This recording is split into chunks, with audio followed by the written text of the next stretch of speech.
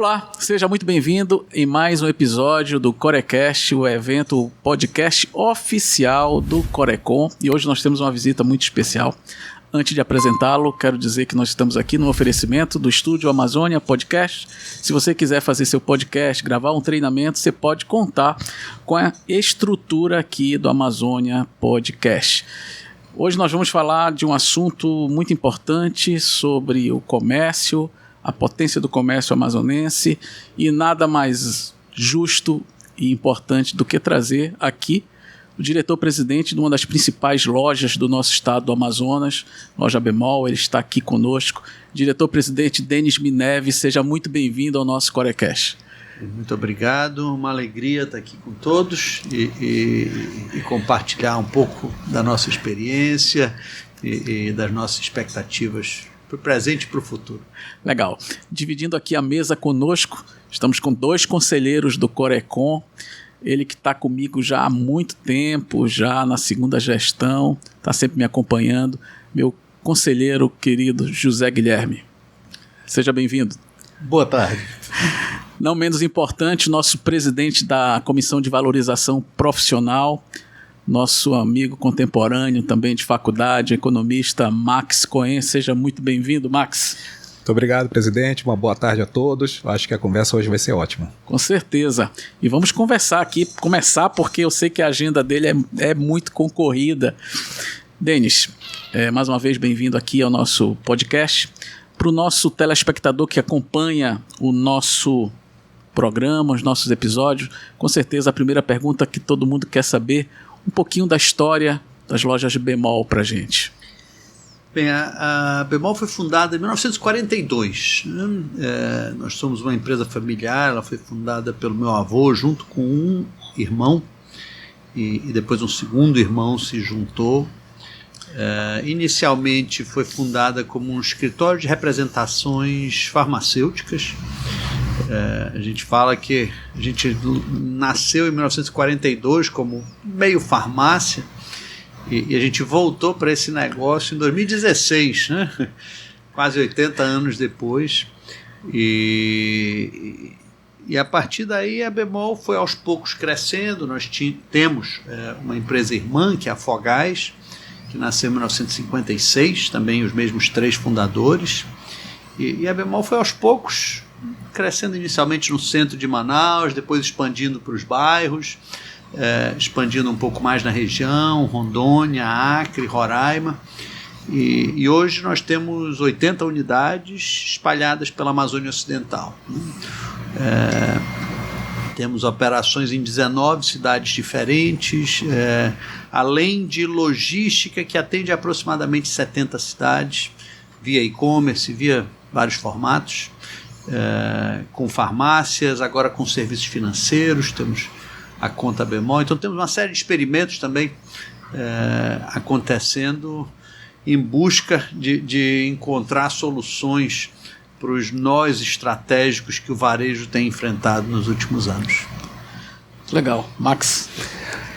Tem uma coisa que influencia o negócio, né? O negócio empresa Bemol Varejo, que é a família. Né? A família Benchimol traz a cultura judaica, traz seus ensinamentos que passaram de pai para filho, e um dos itens é educação. Assim como se tem uma boa educação para com os filhos, né, na família, é notório, né, que todo mundo sabe o quanto a Bemol investe na educação dos funcionários, né, na perspectiva de crescimento, melhor atendimento. Eu queria que o Denis contasse o que se está fazendo hoje, que eu só tenho visto aí no LinkedIn, Instagram, né, essa parte novidade do ambiente digital da empresa, mas o que é que está injetando de educação, capacitação e treinamento para a empresa tocar e sobreviver nos dias de hoje? Deixa eu começar então pelos princípios que acho que vieram da família para a empresa, né? Meu avô, uma vez ele confidenciou que se ele achasse que ele podia ter dado para a família dele o nível de vida que ele queria, só sendo um pesquisador, ele nunca teria aberto a Bemol. Mas ele achou lá em 1940 que não dava. então ele resolveu empreender. Isso é só um ponto numa curva que mostra o quanto a família dá prioridade à educação. Nosso caso como empreendedores, como empresários, acho que é um pouco diferente, que nós partimos normalmente da teoria. A gente adora estudar e acho que todos os membros da família que já participaram da gestão, de alguma forma, se destacaram academicamente. Muitos foram professores universitários, o fundador, Jaime, tio Saul, Jonathan e vários outros foram professores. E isso está no DNA da empresa. Tem vários tipos de empresários. Tem aquele empresário um pouco mais barriga no balcão, que ganha experiência um pouco mais na marra. Nós somos um pouquinho mais acadêmicos, e isso tem vantagens e desvantagens, né? E como tu mencionaste, isso se traduz dentro da empresa, né? Nós já há muitos anos tentamos levar nossos gestores para os melhores fóruns e para terem as melhores formações possíveis. Mais recentemente, nós temos investido muito em frentes ligadas à digitalização e inteligência artificial. Temos um número de startups, até de tecnologia, que nasceram dentro da Bemol. Por exemplo, hoje, alguns dos principais investimentos da Bemol são ligados a redes neurais e aprendizado de máquina na previsão de crédito. É o coração da empresa. Mas isso aqui é uma empreitada eminentemente acadêmica, onde o desafio principal é ter alguns dados sobre os clientes e, a partir daqueles dados, tentar prever se eles vão se tornar inadimplentes ou não. Tem muitos memes a respeito do crediário da Bemol, né, que a gente vai atrás das pessoas, o que é ótimo, é engraçado, mas acho que o cerne é usar pesquisa acadêmica. Nós estamos muito próximos da UFAM, no desenvolvimento de produtos, a equipe lá do Edileno, Altigran, Palheta e Marco Cristo, são assim, pessoas destacadas academicamente que contribuem muito com a nossa operação. Então, nós damos muita prioridade à educação. Acho que é um caminho mais fácil de empreender do que barriga no balcão. Mas é mais fácil para alguns. Para outros vai ser mais difícil, cada um vai ter seu modelo. Perfeito. A gente sempre fala nos bastidores que a Bemol virou patrimônio do amazonense, né? Todo mundo gosta muito de comprar nas tuas lojas. Eu aprendi com a minha mãe, eu lembro da minha mãe, que quando ela fazia aniversário, a Bemol mandava um brinde para ela. Aquilo ali eu achava fantástico. Eu, garotinho, aquilo ali já era a fidelização do cliente. Olha só a sacada de não sei quantos, 40 anos atrás, 30 anos atrás, tinha uma caneta que minha mãe adorava ir lá buscar caneta. E ela é fiel até hoje, e assim os filhos. Eu sou cliente da Bemol, meu irmão é cliente da Bemol. E a gente percebe que, apesar de ser uma grande organização, tem os ataques do mercado, como qualquer outro segmento. Outras empresas estão chegando em Manaus, já chegaram, estão ameaçando chegar. Os próprios e-commerce está chegando, já chegou, né? Atacando também as lojas físicas. Como é que vocês têm se preparado? Como é que vocês enfrentam? Que vocês estão pensando aí em 2023 dentro desse novo cenário? Olha, eu começo voltando um pouco aos princípios, né, dos fundadores. Uma fala que eu sempre gostei. Nós temos algumas obsessões, né? Uma fala que eu sempre gosto, é uma piada, mas é que nós previmos 13 das últimas 4 crises.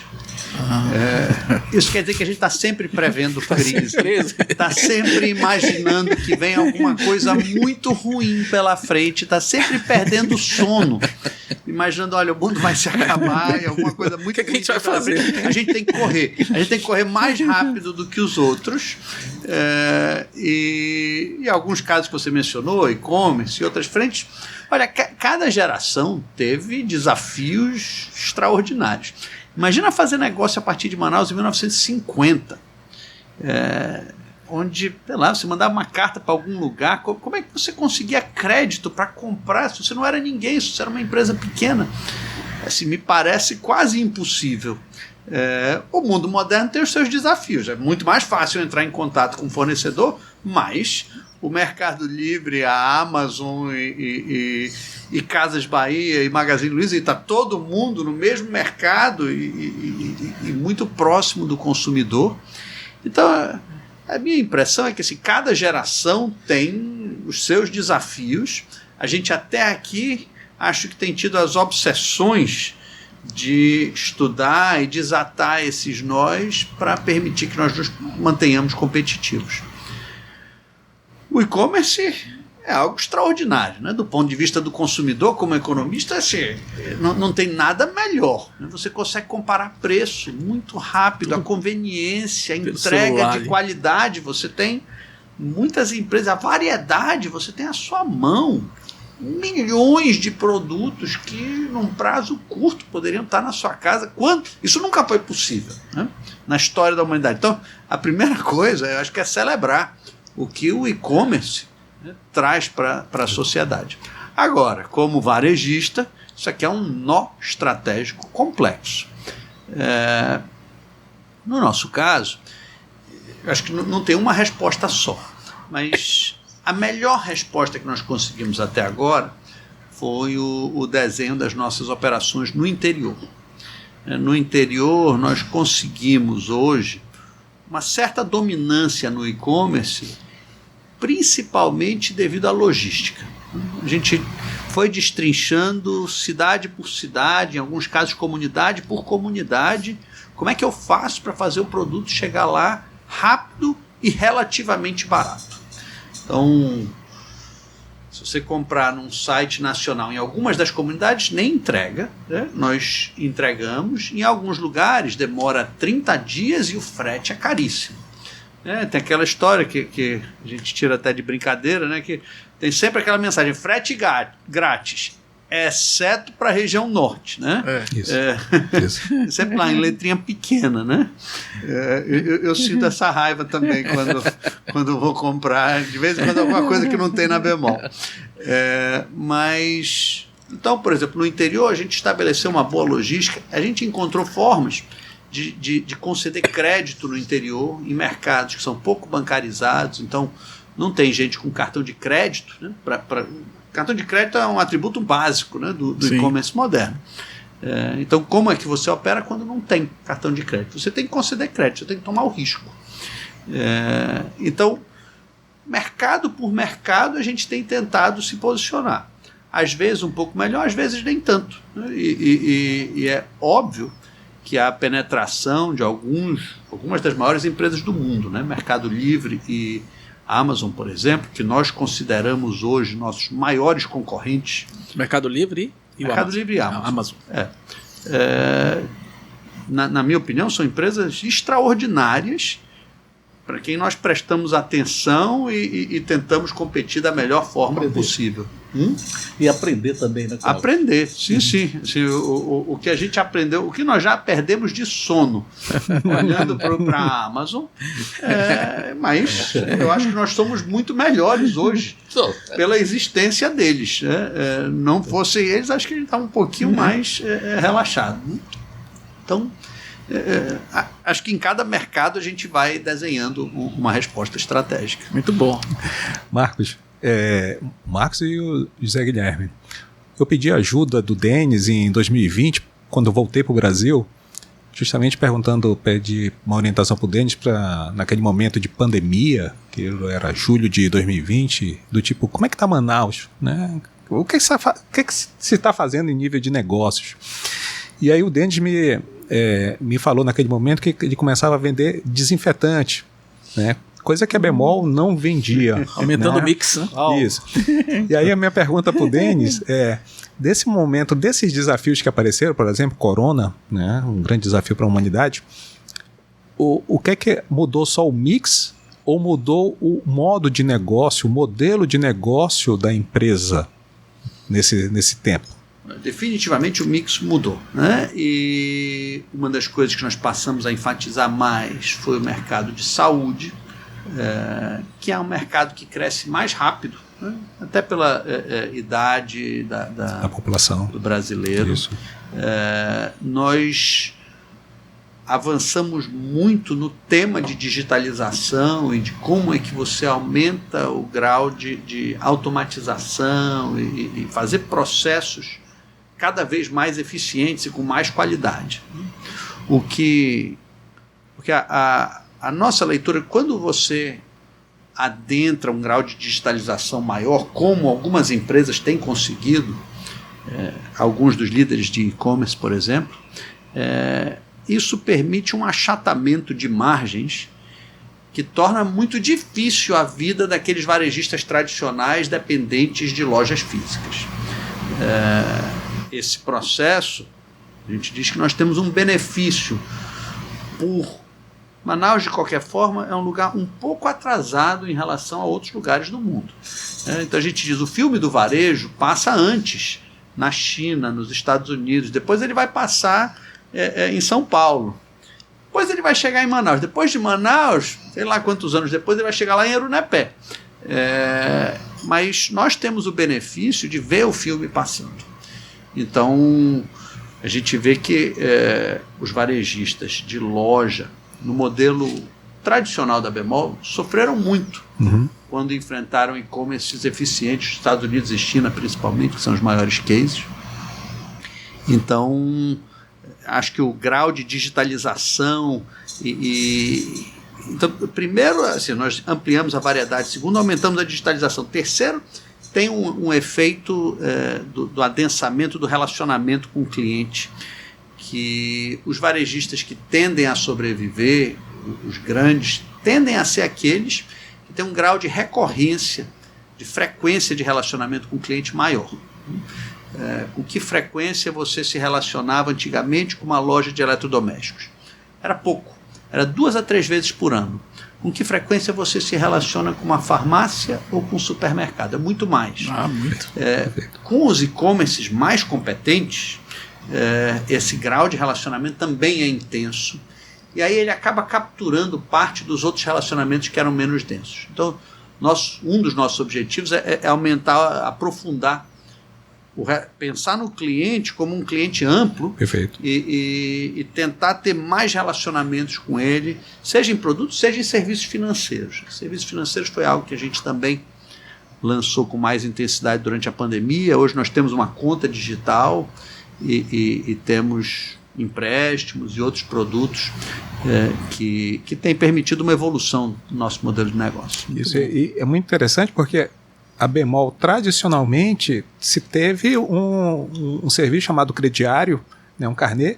Minha falecida avó Alia me levava, eu ainda pequeno, depois mandava os carnês lá para o papai, para o tio, né, pagar. Então, mas a função do serviço de crédito ampliou, né, como o Dente está mencionando, e aí eu te pergunto, hoje podemos dizer que a Bemol é um banco? Se não vai se tornar a ser, né? Dado essa questão da conta digital, quais são os planos? Um banco, tecnicamente, é alguém regulado pelo Banco Central, então nós não somos banco. Mas muitas das atividades que nós performamos são atividades de banco. Então nós temos uma conta digital, assim como um banco tem uma conta digital, nós fazemos empréstimos assim como um banco faz. E serviços financeiros no Brasil ainda é um segmento menos competitivo do que o varejo. Por que eu digo isso? Apesar de ser um segmento muito competitivo, né? Eu tenho minha conta do Nubank e esse mundo também está sendo atacado por tudo que é lado. Se você olhar a rentabilidade de um dos grandes bancos, Bradesco, Itaú, Santander, e depois você for na bolsa e você somar o lucro de todos os varejistas juntos, não dá o lucro de um desses 3 bancos. É extraordinário a performance que eles conseguem ter. A minha leitura é que isso aqui é um sintoma de um mercado um pouco menos competitivo. É um mercado difícil de penetrar, porque você precisa de dados, você precisa de relacionamentos, mas, felizmente, no caso da Bemol, dados e relacionamentos são 2 coisas que nós temos. E nós conseguimos precificar razoavelmente bem empréstimos, por exemplo. Empréstimos é notoriamente difícil de precificar no Brasil, porque você tem muita volatilidade, então você tem crise, a inadimplência sobe.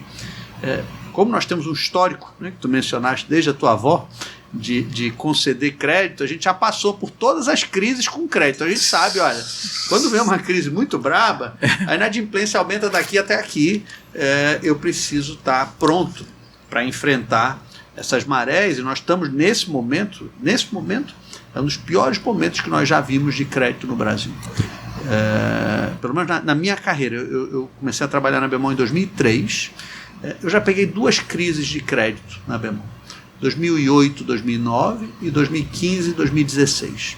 2022 para 2023 está parecendo uma escala um pouco pior do que as 2 anteriores. A nível de inadimplência? Nível de inadimplência. E aí o outro ponto, né? É só liquidez? Por conta da liquidez? De não dar crédito, ou melhor, já que o cidadão não paga, né, não devolve, o dinheiro não volta para o banco fica sem dinheiro. Os clientes começam a retirar o dinheiro do banco, o banco fica sem liquidez e fecha, como fecharam alguns aí nos últimos meses. Os bancos brasileiros são muito sólidos, né? E eles são, na minha opinião, razoavelmente conservadores. Então o que eles acabam fazendo eles fecham a torneira muito cedo, e isso mantém a saúde financeira deles, mas cria restrições no mercado. Por exemplo, nossas vendas de cartão de crédito. Nossas vendas de cartão de crédito estão caindo, estão mal. E eu acredito que é porque os clientes estão tendo restrições aos seus limites no cartão de crédito. Isso, correto. Bom, você falou crise e nós vivemos aí de ciclos. Falou em 2 ciclos aí de 2008 e 2015 e 2016. Nós estamos ainda nessa crise aí de pós-Covid, que os juros aqui, pelo menos no Brasil, ainda permanecem em 13,75. Como é que a Bemol está se preparando? Porque se prevê aí um boom, que é quando essa taxa de juros cair, melhorar, a gente vai ter mais créditos no comércio, na praça, né, para oferecer. E como é que a Bemol está se... Uma das questões do DNA da empresa é um conservadorismo financeiro bastante razoável. Então, a Bemol tem um endividamento baixo e com isso, nós primeiro conseguimos passar por uma crise bem. Nós perdemos vendas, nós sentimos e temos que apertar o cinto. Isso é o que todo varejista tem que fazer, quase que o tempo todo. Mas numa crise como hoje, né, de juros altos e crescimento baixo, é mais nítido. No momento em que as condições melhoram, se a gente conseguiu passar e vai conseguir por essa crise, nós saímos do outro lado com liquidez, né, com capacidade de investir, capacidade de crescer, capacidade de expandir, né? Tomar bons pontos, né? No varejo acontece, né, de bons pontos surgirem numa retomada, e aí o varejista que está um pouco mais pronto e com um pouco mais de liquidez consegue avançar. Então a gente... Assim, eu não tenho muita certeza quando é que os juros realmente vão começar a cair. Nós estamos prontos para juros duradouros a 14%. Mas já tem, Deus permita que não seja. Já tem uma digamos assim, uma diretriz de caso ele caia, o que é que nós vamos fazer? Se caso ele caia, nós temos um plano muito claro, por exemplo, de mercados que nós queremos penetrar. Por exemplo, no interior do Amazonas, nós ainda não temos loja em Tefé. Me parece assim um pecado que a gente não está em Tefé. Se tiver alguém aqui de Tefé, meus pedidos de desculpa. Nós já estamos planejando há muito tempo, mas não conseguimos encontrar o lugar ideal, e aí surgiram outras oportunidades. Mas nós temos uma lista de várias cidades onde nós queremos penetrar, e num momento de crise, você freia, mantém o caixa mais saudável. E quando as coisas parecerem um pouco melhores, as condições de crédito estiverem melhores, a gente volta a expandir. Aproveitando que você tocou no assunto de Tefé, Denis, essa questão de logística sempre foi um desafio, né, para todo mundo. Amazonas ali, os rios e tal, não sei o quê. Eu vi se eu não me engano, eu acho que eu vi um avião caracterizado com a bemol. Eu não sei se eu estou enganado. Sim. Existe isso, de fato? Esse eu não vi, essa é novidade. Eu vi em algum lugar. Eu vi também. Nós temos investido muito em logística. Durante o Covid, principalmente, logística para a gente se tornou um tema muito complexo, porque nós operamos na Amazônia Ocidental toda. Então, Rondônia e Acre, principalmente, se tornou muito difícil de abastecer, porque, por exemplo, para celulares e itens pequenos, nós usávamos a malha aérea. A malha aérea foi praticamente toda cancelada durante quase um ano, né, de Covid. E isso fez com que a gente não conseguisse abastecer Rondônia e Acre, por exemplo. Então nós alugamos um avião, caracterizamos ele. Agora nós já devolvemos, porque a malha aérea foi restabelecida. Tá. Mas nós encontramos soluções onde for necessário. Nós temos, por exemplo, barcos e inventamos a logística como ela for possível na região. Vou dar um exemplo, por exemplo, para muitas comunidades ou cidades pequenas, onde não cabe uma loja, mas tem um mercado lá. Como é que funciona a nossa logística?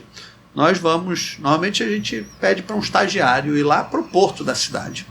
Ele fica lá na beira do porto e diz, olha, anota o nome, tira foto e pega o contato de todos os capitães de barcos que pararem aí e vamos pegar o barco mais simpático, que parecer, né, um pouco mais arrumado, e a gente vai alugar o porão desse barco. Todas as viagens desse barco no próximo ano, a Bemol aluga para conseguir fazer a logística para lá. Porque para muitas dessas cidades você não tem uma logística organizada. Você não tem um lugar, um site onde você entra e diz, olha, quais são os barcos que vão para Anamã? Não tem. Isso aqui não existe. Você tem que ir lá e descobrir. E Anamã ainda é uma cidade razoável, tem comunidades muito menores.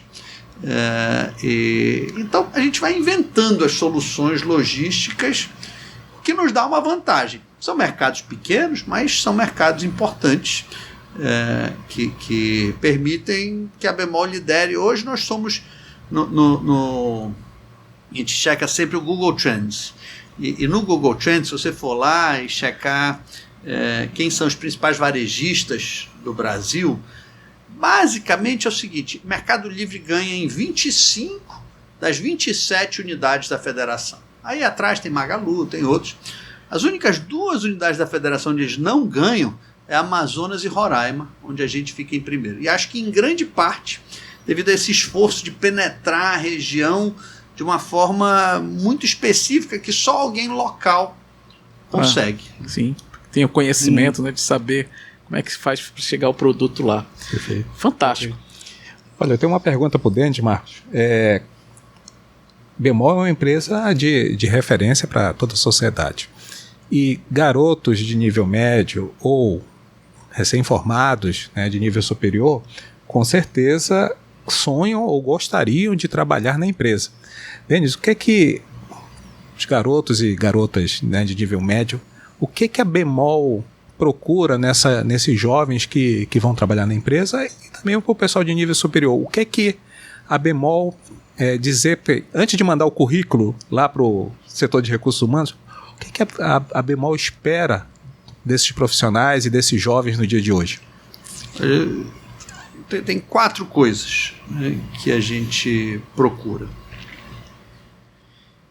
Elas são difíceis de identificar, mas, né, a primeira é a questão principalmente de integridade. Quais são os valores, quais são os princípios daquela pessoa. Esse, obviamente, é notoriamente difícil numa entrevista de descobrir integridade. Um segundo item é um grau de inteligência emocional. Inteligência emocional, no varejo, você tem que ter paciência. E você tem que saber lidar com o cliente, saber lidar com situações difíceis, saber lidar, às vezes, com alguma agressividade. E no varejo é inadmissível perder a paciência. Não é que o cliente está sempre certo, às vezes ele não está, mas você não pode perder a paciência, você tem que tratá-lo com respeito. E cada vez os temas vão se tornando mais complexos, né? desde temas ligados a assédio e outras coisas. Então, inteligência emocional é essencial. Terceiro, eu diria que um grau de conhecimento e habilidade de aprendizado é básico, independente da área que você escolha estudar. Economistas nós temos muitos, né, na empresa, e certamente é uma área que eu considero muito promissora, mas assim, tem economistas e economistas. Aqueles que estudam mais tendem a ser um pouco melhores. E por último, e esse eu acho que é novo e básico, é um grau de digitalização. Você é jovem hoje, sinceramente, você tem que aprender a programar. Você tem que ser capaz de manipular dados com alguma competência. Se você quiser uma carreira longeva como economista, sinceramente você tem que saber programar. Assim, acabou aquela história daquele economista que vai consultar um cientista de dados. Você tem que ser o todo, o pacote. Então, você tem que ser um cientista de dados. Exatamente. O economista hoje, moderno, tem que ser o cientista de dados. Não dá para separar os dois, e as oportunidades de carreira, para quem consegue desenvolver essas habilidades, são extraordinárias. Se estivesse começando hoje, eu estudei economia na faculdade. Se eu estivesse começando hoje, eu ainda estudaria economia, mas eu faria ciência da computação em paralelo, com muito mais intensidade do que eu fiz. Perfeito, excelente. Parece que ele viu a plenária de ontem. Nesse assunto, cara. Parabéns. Olha, se foi por esse assunto, então vamos puxar. Denis, ontem tivemos uma plenária, né, da reunião dos conselheiros no Conselho Regional, e dos pontos, uma das preocupações que desde o início do ano, quando passei a frequentar o Conselho, é o declínio do número de economistas registrados no Conselho Regional do Estado do Amazonas. Cada vez menos. E aí você tem várias situações que nós colocamos no papel, numa nota técnica, na qual os conselheiros debateram e se aprovou alguns encaminhamentos. Mas, tipo, concursos públicos tem para vários cargos, não tem para economista. Áreas que eram privativas de um economista, projetos de alguma coisa, hoje já não são. Os engenheiros podem fazer, administradores, contadores, etc. Mostrei para eles que a 10ª melhor escola do mundo, a Imperial College em Londres, já está com um currículo de economia cujo título do curso é Economia, Finanças e Ciência de Dados. Economics, Finance, Data Science. E quase nenhuma matéria de história, e a metade é micro e macro, e a outra metade é estatística, matemática e programação. Então o Conselho vai fazer vai dar alguns passos no sentido de conversas no ambiente do Congresso Nacional, da Assembleia Legislativa, do MEC, buscando um apelo para mudança de currículo, porque é o que a gente tem visto, os alunos não sabem arima, em séries temporais para estudar econometria, muito menos quando se fala em inteligência artificial. Então, eu gostaria que colocasse e deixasse aqui registrado para o pessoal poder ver. Então, temos colocado no Clube de Finanças. Finanças é uma área dentro de economia fértil, de novos produtos, novos mecanismos, novos negócios, novos modelos de negócio, novas moedas, tal. Então, o que os economistas hoje na Bemol, esses novos economistas, o que você diria que essa garotada precisa saber, que é coisa que a gente já sabe que estamos saindo das graduações e o pessoal não sabe, mas para sair não da minha boca, nem da boca do Marcos, nem da do Jean Guilherme, mas da sua como um empregador que está com a Bemol Digital, o que esses novos economistas estão fazendo por lá e de que forma? Olha, é básico, habilidades digitais. Às vezes isso não quer necessariamente dizer programação, mas se eu tiver que dar uma recomendação, aprenda a programar, seja em Python, seja em R, tem inúmeras linguagens. Às vezes, por exemplo, nós estamos recrutando no marketing alguém que saiba manipular bem o Salesforce, que é um dos softwares usados em marketing. Isso aqui é básico. Você quer trabalhar em marketing? Aprenda Salesforce. E tem tudo na internet, é tudo de graça. Você entra lá e o aprendizado é fácil. É uma programação que você tem que fazer também. Então, por exemplo, até carreiras em marketing. As pessoas pensam em marketing, pensam em criativos. Não. Digitalização hoje é básica. Você tem que saber mexer em marketing digital, Google e Facebook e diversas outras plataformas. E certamente vão surgir outras mais. Você vai ter que aprender todas elas. Mas habilidades digitais, hoje em dia, no passado, e para a minha geração acho que ainda é possível, você ser um profissional que comanda um time e alguém no time tem habilidades digitais. Mas no nosso caso, por exemplo, nós não vamos mais recrutar pessoas do nível de um economista que não tenha um volume de habilidades digitais bem extraordinário. Então, por exemplo, eu consigo pensar as últimas pessoas que nós recrutamos para ciência de dados. A gente forma a pessoa, mas ela já tem que vir. Ciência de dados é notoriamente complexo, porque você tem 3 habilidades que a pessoa precisa saber, né? Ela tem que entender de negócio, porque tem que saber fazer a pergunta certa, né? Ela tem que entender de estatística, que definitivamente não é a mesma coisa que a habilidade digital, né? Correto. Tem toda a sua complexidade, e você tem que conseguir manipular enormes bases de dados para extrair a inteligência.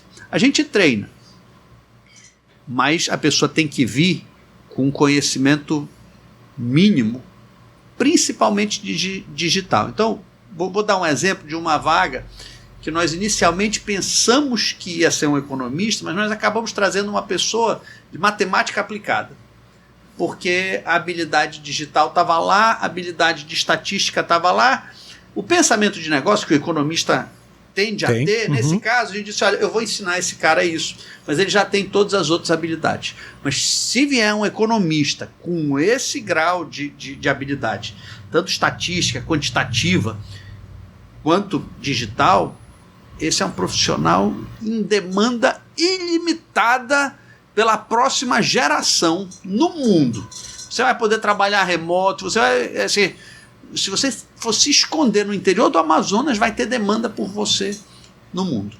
Agora, é uma formação complexa e difícil, requer muito estudo. Mas as oportunidades eu acho incríveis. Perfeito. Show de bola. Fechou aí, né? Já fechou, né, nesse assunto. Denis, hoje tu tá com 80 lojas, quantos colaboradores? 3.800. Caramba, cara, 3.800 pessoas. Olha, e o que eu acho legal da Bemol é que praticamente todos os funcionários eles falam a mesma linguagem, eles tratam a empresa com carinho. Eu estou sempre dentro de uma das lojas sua e a gente percebe isso, que o vendedor ele trata a loja que ele trabalha diferente das outras. Eu sempre comento isso nas minhas palestras e entrevistas, que a Bemol acabou sendo uma referência também como o colaborador considera a própria empresa. Então você está de parabéns, porque obrigado. É difícil conseguir isso, tu sabia? Sim. Tu sabe. Eu sei, eu gosto de receber esse elogio, mas eu recebo ele com assim, um grau de ceticismo, porque a gente faz um esforço, a gente consegue em alguns casos, mas não é sempre. Não, sim, lógico. Para a gente fechar, nossa equipe ali já está sinalizando o nosso time. O que você deslumbra aí para os próximos 5 anos dentro dessa mudança de mercado que vem ocorrendo aí? Olha, antigamente você fazia planos de 10 anos, né? E tal. 10 anos não existe mais, 5 anos parece uma distância monstruosa. O que nós temos passado a fazer planos um pouco mais curtos, né? Tentar ter uma visão de médio prazo, mas planos curtos. Definitivamente o que nós vemos é um Brasil ainda um pouco à deriva, então sem um rumo muito claro, principalmente na Amazônia. Nós ainda não vislumbramos, acho, uma economia que tem o potencial de usar a Amazônia e as suas riquezas para crescimento com conservação. Nós ainda não encontramos e tenho a sensação que nós não estamos ainda próximos de encontrar. Então isso faz com que o mercado na região, na minha opinião, tenda a andar de lado. Então aqui nós vamos depender da nossa competência para sobreviver, porque não vem maré que vai levantar e facilitar o mercado. A digitalização definitivamente é um tema que cada vez mais se aprofunda, então as pessoas usando mais o celular. Espero que todo mundo já tenha experimentado o ChatGPT. Se você é jovem, sim, você tem que brincar com esse negócio e você tem que entender quais as implicações disso para o seu negócio e até tentar imaginar oportunidades. Na minha opinião, essa aqui é a oportunidade da geração. A frente digital, o que a inteligência artificial proporciona, se eu estivesse entrando no mercado hoje, eu ia mergulhar em tentar entender e ver, olha, que oportunidades eu tenho aqui. Eu acho que são muitas. Então, digitalização certamente vai continuar. Espero que a gente tenha aí um cenário. A Amazônia tem um benefício, que é uma pirâmide populacional ainda em crescimento, né? Diferente do restante do Brasil, que já está no bônus demográfico. A Amazônia ainda vai demorar um pouquinho mais, nós temos uma população ainda muito jovem. Isso é um bom potencial que mostra um futuro que pode ser promissor se a gente pegar essa geração e conseguir fazer com que ela aprenda, com que ela se torne produtiva. Não há nenhuma garantia de que a gente vai conseguir, e não sei nem se há motivo para otimismo, mas certamente a possibilidade está lá. Show de bola. Max, alguma pergunta para a gente encerrar? Pergunta não, presidente. Só agradecer ao Denis pela visita, pelo papo, pelas informações eu acho que preciosas para os novos economistas. Muito obrigado, Denis. Guilherme? Eu também agradecer ao Denis pela presença, né? E aprendi muita coisa também que eu estava da expectativa. Show de bola. Suas considerações finais, meu amigo Denis. Olha, uma grande alegria estar aqui. Desejo a todos muito sucesso, mas assim, sucesso requer um pouco de sorte, mas mais esforço e estudo. Então, principalmente para a turma que está estudando e que deve se formar em breve, se prepare, porque o mercado de trabalho ele está num momento extraordinário, mas incrivelmente demandante. Show de bola. Muito obrigado pela presença. Para você que nos acompanha, eu tenho certeza que você adorou esse episódio. Compartilha com teu amigo. Não deixa de seguir o Corecon nas redes sociais. E agradecer o nosso patrocinador aqui, o nosso estúdio Amazônia Podcast. Se você quiser fazer aí seu treinamento, o seu vídeo ou o seu podcast, pode contar aí com as estruturas do Amazônia Podcast. Grande abraço. Nos encontramos aí no próximo episódio. Muito obrigado, Denis. Obrigado.